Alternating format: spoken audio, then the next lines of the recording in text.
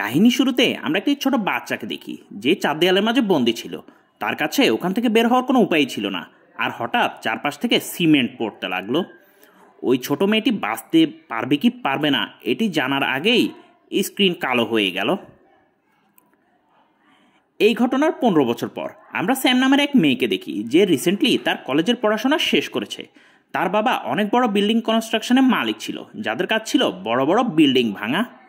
স্যামের graduation পার্টির দিনে তার বাবা খুশি হয়ে তারই কোম্পানিতে তাকে একটি চাকরির অফার দিল। তার প্রথম কাজ ছিল অনেক বড় একটি বিল্ডিং রিসার্চ করে তদন্ত করে সেটি ভাঙার রিপোর্ট বানানো। আসলে এটি ছিল সেই বিল্ডিং যেখানে আমরা সেই ছোট্ট বাচ্চা মেয়েটিকে দেখেছিলাম। যদি সে এই কাজে সফল হতে পারে তাহলে তাকে পরে এই কোম্পানিতে পার্টনার বানিয়ে নেওয়া হবে। এই বিল্ডিংটি অনেক টেকনোলজি ব্যবহার করে বানানো একটি বিখ্যাত বিল্ডিং।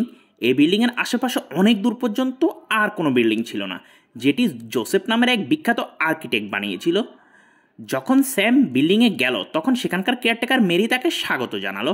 সে তার একমাত্র ছেলে জিমিয়ের সাথে সেখানে থাকতো। স্যাম মেরিকে বলল যে সে বিল্ডিংয়ের কোনো একটি কামরাতে কিছুদিন থাকতে চায়।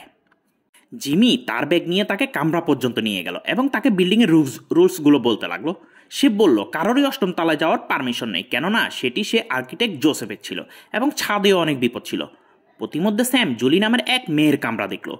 সন্ধ্যার সময় সে মেরিকে জিজ্ঞেস করলো যে এখানে আর কয়জন লোক থাকে। মেরি তখন তাকে জানালো যে এখানে শুধু 4 জন লোক থাকে। ম্যারি আর জিমি এখানকার দেখাশোনা করে, আর বাকি 2 জন বিল্ডিং খালি করতে অস্বীকৃতি জানালো। পরের দিন স্যাম পুরো বিল্ডিংয়ের তদন্ত করতে লাগলো। স্যামের একটি রিপোর্ট বানাতে হবে যেখানে লেখা থাকবে যে বিল্ডিংয়ের কোন কোন জায়গায় বিস্ফোরক লাগাবে এবং কতটুকু লাগাতে হবে। কয়েক ঘন্টা পর সে পাশের বাজারে খাবারের জিনিসপত্র কিনতে গেল। ওখানে সে একজনের ল্যাপটপ নিয়ে বিল্ডিংয়ের ইতিহাস পড়তে লাগলো। সে জানতে পারলো যে 1993 সালের দিকে এই বিল্ডিং থেকে লাগাতার অনেক লোক গায়েব হয়ে যাচ্ছিল এবং এই ঘটনা সবাইকে হতবাক করে দিয়েছিল।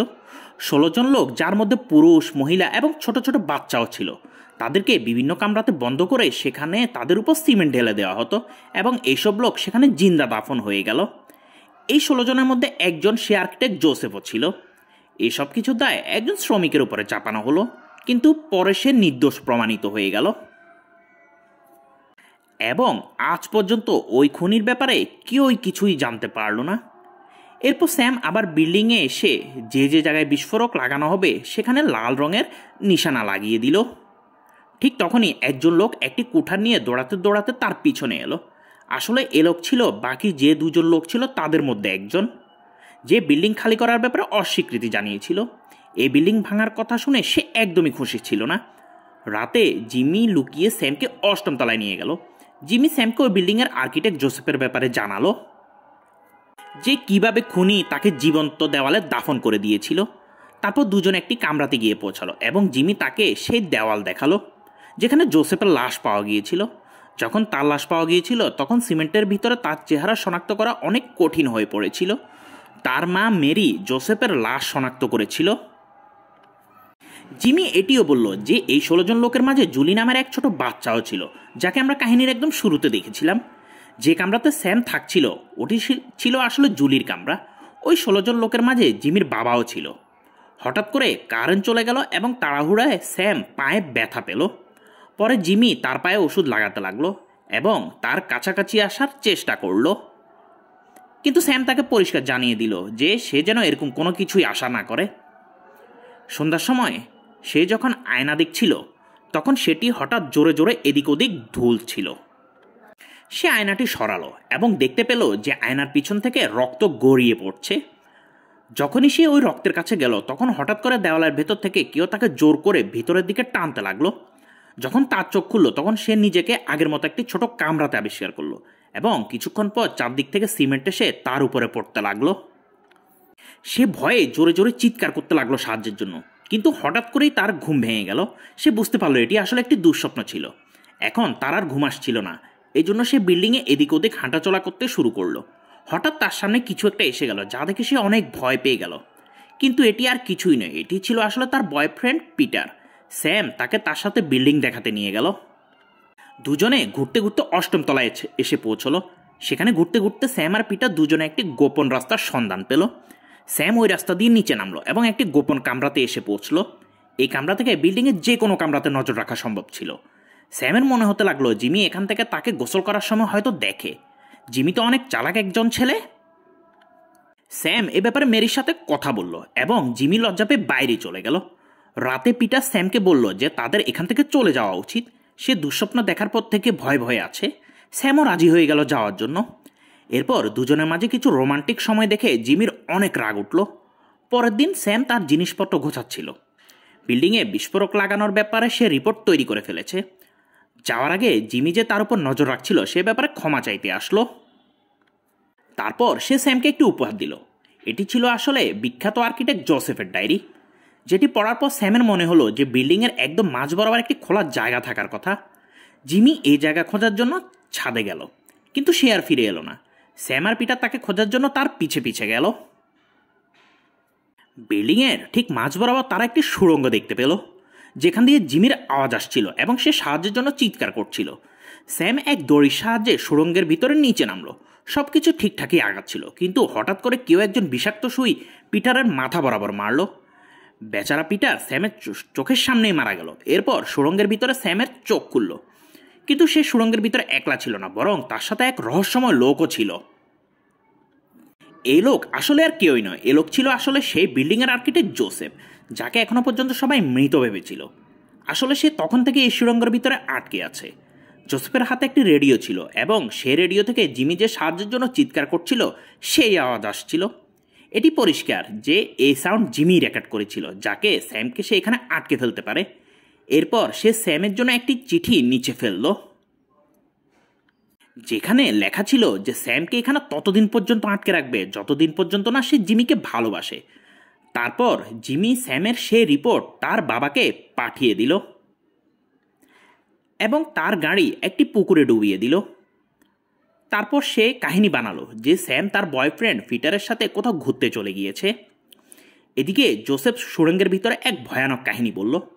সে জানালো যে 1993 সালে যে 16 জন লোক মারা গিয়েছে তার জন্য সে নিজেই দায়ী। জোসেফের মতে পুরাতন যেসব আর্কিটেকচারাল বিল্ডিং আছে সেগুলো এখনো পর্যন্ত অটুট শক্ত হয়ে টিকে আছে, কারণ সেখানে জীবন্ত লোক দাফন করে তাদের বলি দেওয়া হতো। সেও তার বিল্ডিং সবসময় শক্ত মজবুত রাখতে চাইতো। এই জন্য সে লোকদের ধরে এনে দেওয়ালে জীবন্ত কবর দিত। সে জানালো যে 16 জন লোকের মধ্যে মেরিয়ের হাজব্যান্ডও ছিল। এই জন্য মেরি প্রতিশোধ নেওয়ার জন্য তাকে এই সুড়ঙ্গের ভিতরে আটকে রেখেছে। মেরি অন্য একজন লোকের লাশকে জোসেফের লাশ বলে সবাইকে ধোঁকা দিয়েছিল। বাইরের দুনিয়ায় সকলে মনে করত যে জোসেফ মারা গিয়েছে, কিন্তু আসলে সে তো এই সুড়ঙ্গের ভিতরে বন্দি ছিল। এরপর আবার জিমি আসলো এবং সে একটি ক্যাসেট নিচে ফেললো। জোসেফ ক্যাসেটটি চালালো এবং শুনতে পারলো যে জিমি তাদের দুজনকে একসাথে নাচতে দেখতে চায়। জোসেফ স্যামকে বুঝালো যে তাদের জিমির এই অর্ডার মানতেই হবে। যদি জিমির কথা না শুনে তাহলে জিমি অনেক ভয়ানক শাস্তি দিবে। এটা শুনে স্যাম নাচার জন্য রাজি হয়ে গেল, কিন্তু জিমি যখন তাদেরকে কিস করার জন্য বলল তখন স্যাম পরিষ্কারভাবে তাকে মানা করে দিল। তখন জোসেফ জোর করে ধরে স্যামকে কিস করে দিল। কিছু সময় পরে জিমি জোসেফকে বলল আজকের পর থেকে সে যেন স্যামকে স্পর্শ করার সাহস না করে। এরপর তার কথা শোনার জন্য জিমি জোসেফকে খাবার দাবার ভর্তি একটি ঝুড়ি পাঠালো। ওই ঝুড়ির মধ্যে একটি রেডিও ছিল, যেটি জিমি স্যামের সাথে কথা বলার জন্য নিচে পাঠিয়েছিল। সকালে মেরি ছাদে আসলো এবং তখন স্যাম চিৎকার করে তার কাছে সাহায্য চাইল। জোসেফের সাথে বন্দি দেখে মেরি তো একদম অবাক হয়ে গেল।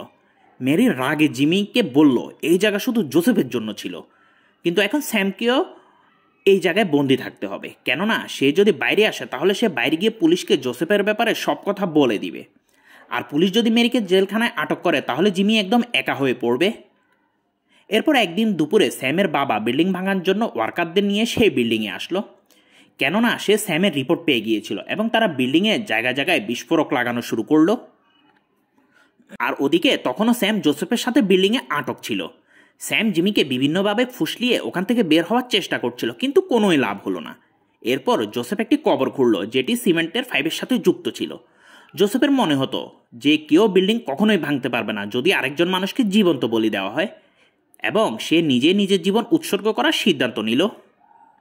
সে স্যামকে বলল যে তাকে যেন মেরে ফেলে। স্যাম প্রথমে একটু ঘাবড়ালেও অবশেষে সে জোসেফকে মেরে ফেলল এবং জোসেফ গিয়ে সেই কবরের উপরে পড়ল এবং কবর সিমেন্টে পরিপূর্ণ হতে লাগলো।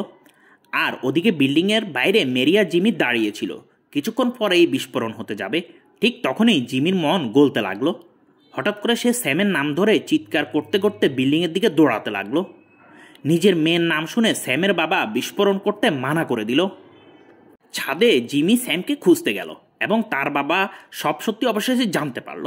এরপর স্যামকে সেখান থেকে বের করে অ্যাম্বুলেন্সে করে হাসপাতালে নিয়ে যাওয়া হলো। আর এদিকে মেরিকে জোসেফকে বন্দি করার অপরাধে পুলিশ ধরে নিয়ে গেল। অবশেষে স্যাম জানালো যে জোসেফ এখনও পর্যন্ত 27টি বিল্ডিং বানিয়েছিল এবং সেগুলো আজ পর্যন্ত দাঁড়িয়ে আছে এবং এই বিল্ডিংটি তার সবচেয়ে প্রিয় বিল্ডিং ছিল।